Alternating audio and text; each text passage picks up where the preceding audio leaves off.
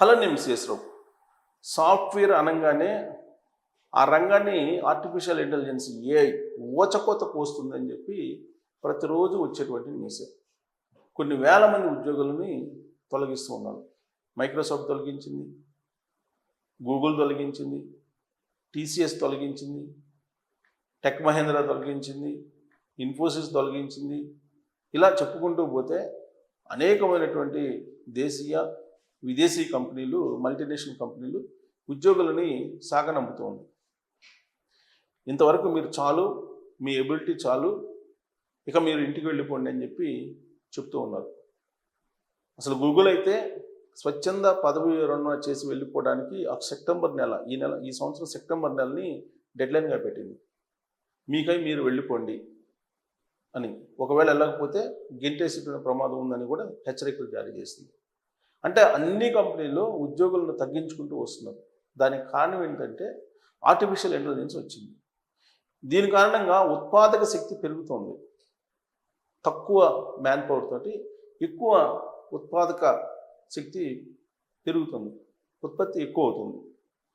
దీంతో మ్యాన్ పవర్ని తగ్గించుకోవాలి అనేటువంటి ప్రయత్నం సాఫ్ట్వేర్ కంపెనీలు చేస్తున్నాయి. అందుకే కొన్ని వేల మంది నిరుద్యోగులు అయిపోతున్నారు.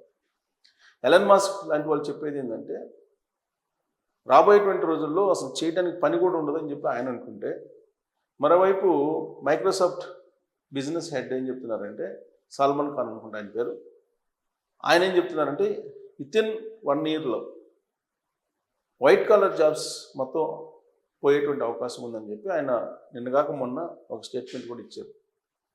ఇవన్నీ వింటూ ఉంటే కనుక సాఫ్ట్వేర్ రంగం పతనం తప్పదు అనిపిస్తూ ఉంటుంది.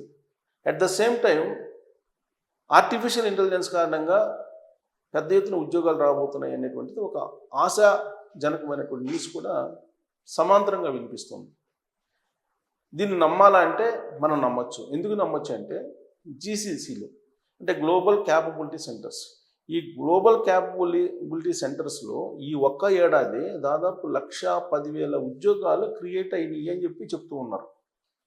మరి ఇదే నిజమైతే కనుక ఆర్టిఫిషియల్ ఇంటెలిజెన్స్ ఊచకోత కోస్తున్నప్పటికీ జీసీసీల రూపంలో ఉద్యోగాల కల్పన అనేది పెరుగుతుందని చెప్పి మనం భావించడానికి అవకాశం ఉంది. ఈ జీసీసీలే రాబోయేటువంటి రోజుల్లో సాఫ్ట్వేర్ ఉద్యోగాల్ని బతికిస్తాయి, లేదంటే వాళ్ళ ఉద్యోగాలు కోల్పోయే ప్రమాదం ఉందని చెప్పి తెలుస్తుంది. At the same time AI రాకపోతే, మీరు ఏఐకి సంబంధించిన అప్డేట్ కాకపోతే, మీరు ఏఐ టూల్స్ను వాడటం నేర్చుకోకపోతే, మీరు మా కంపెనీలో వద్దు అని చెప్పేసి ఆల్రెడీ అన్ని కంపెనీలు ఆల్మోస్ట్ 90% కంపెనీలు ఇప్పటికే ఆదేశాలు జారీ చేసి మెయిల్స్ రూపంలో అనేది తెలుస్తుంది.